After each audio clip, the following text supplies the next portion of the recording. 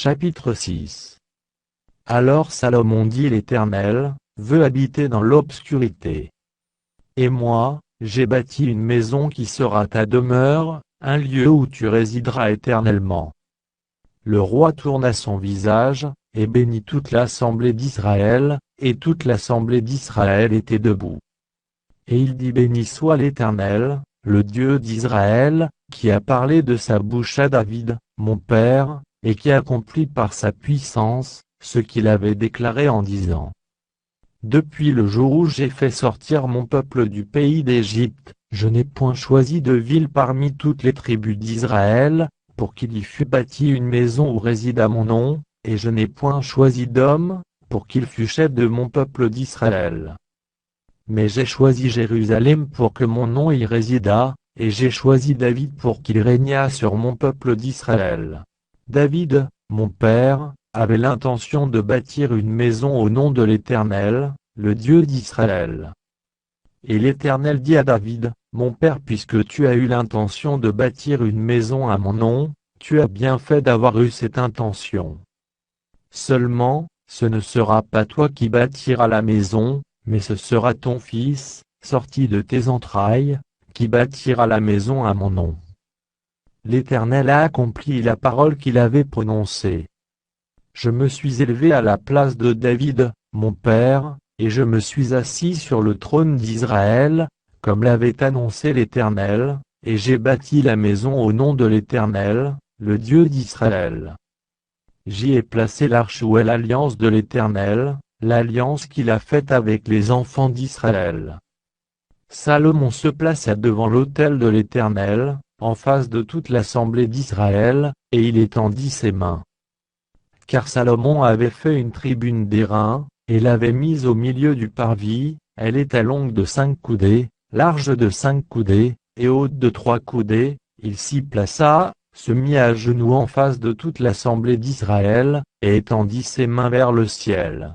Et il dit: Ô Éternel, Dieu d'Israël, il n'y a point de Dieu semblable à toi, dans les cieux et sur la terre. Tu gardes l'alliance et la miséricorde envers tes serviteurs qui marchent en ta présence de tout leur cœur. Ainsi tu as tenu parole à ton serviteur David, mon père, et ce que tu as déclaré de ta bouche, tu l'accomplis en ce jour par ta puissance. Maintenant, Éternel, Dieu d'Israël, observe la promesse que tu as faite à David, mon père, en disant: Tu ne manqueras jamais devant moi d'un successeur assis sur le trône d'Israël, pourvu que tes fils prennent garde à leur voie, et qu'ils marchent dans ma loi comme tu as marché en ma présence. Qu'elle s'accomplisse donc, Éternel, Dieu d'Israël, la promesse que tu as faite à ton serviteur David. Mais quoi? Dieu habiterait-il véritablement avec l'homme sur la terre? Voici, les cieux et les cieux des cieux ne peuvent te contenir, combien moins cette maison que j'ai bâtie. Toutefois, Éternel mon Dieu, sois attentif à la prière de ton serviteur et à sa supplication. Écoute le cri et la prière que t'adresse ton serviteur. Que tes yeux soient jour et nuit ouverts sur cette maison, sur le lieu dont tu as dit que là serait ton nom. Écoute la prière que ton serviteur fait en ce lieu. Daigne exaucer les supplications de ton serviteur et de ton peuple d'Israël, lorsqu'ils prieront en ce lieu. Exauce du lieu de ta demeure, des cieux, exauce et pardonne. Si quelqu'un pêche contre son prochain, et qu'on lui impose un serment pour le faire jurer, et s'il vient jurer devant ton autel, dans cette maison. Écoute-le des cieux, agis, et juge tes serviteurs, condamne le coupable, et fais retomber sa conduite sur sa tête, rends justice à l'innocent, et traite-le selon son innocence.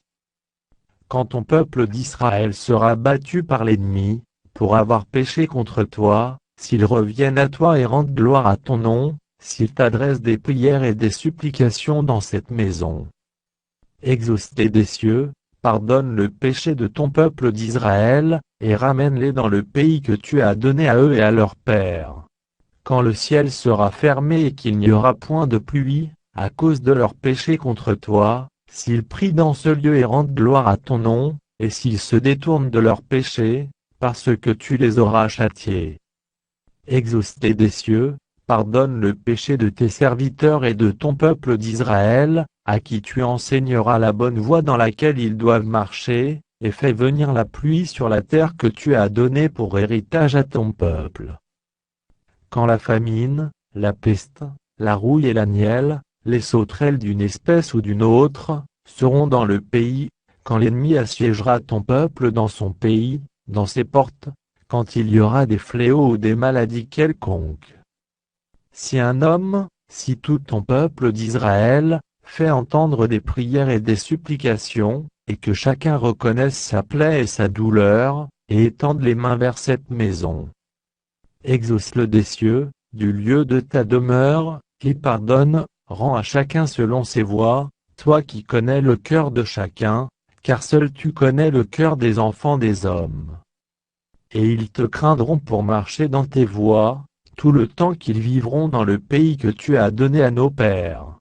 Quand l'étranger, qui n'est pas de ton peuple d'Israël, viendra d'un pays lointain, à cause de ton grand nom, de ta main forte et de ton bras étendu, quand il viendra prier dans cette maison. Exauce-le des cieux, du lieu de ta demeure, et accorde à cet étranger tout ce qu'il te demandera, afin que tous les peuples de la terre connaissent ton nom pour te craindre, comme ton peuple d'Israël, et sache que ton nom est invoqué sur cette maison que j'ai bâtie. Quand ton peuple sortira pour combattre ses ennemis, en suivant la voie que tu lui auras prescrite, s'il t'adresse des prières, les regards tournés vers cette ville que tu as choisie, et vers la maison que j'ai bâtie en ton nom. Exauce des cieux leurs prières et leurs supplications, et fais leur droit. Quand ils pécheront contre toi, car il n'y a point d'homme qui ne pêche, quand tu seras irrité contre eux et que tu les livreras à l'ennemi, qui les emmènera captifs dans un pays lointain ou rapproché. S'ils rentrent en eux-mêmes dans le pays où ils seront captifs, s'ils reviennent à toi et t'adressent des supplications dans le pays de leur captivité, et qu'ils disent nous avons péché, nous avons commis des iniquités, nous avons fait le mal. S'ils reviennent à toi de tout leur cœur et de toute leur âme, dans le pays de leur captivité, où ils ont été emmenés captifs, s'ils t'adressent des prières, les regards tournés vers leur pays que tu as donné à leur père, vers la ville que tu as choisie, et vers la maison que j'ai bâtie à ton nom. Exauce des cieux, du lieu de ta demeure, leurs prières et leurs supplications, et fais leur droit, pardonne à ton peuple ses péchés contre toi. Maintenant, ô mon Dieu, que tes yeux soient ouverts, et que tes oreilles soient attentives à la prière faite en ce lieu. Maintenant, Éternel Dieu, lève-toi, viens à ton lieu de repos, toi et l'arche de ta majesté. Que tes sacrificateurs, Éternel Dieu, soient revêtus de salut, et que tes bien-aimés jouissent du bonheur. Éternel Dieu, ne repousse pas ton loin, souviens-toi des grâces accordées à David, ton serviteur.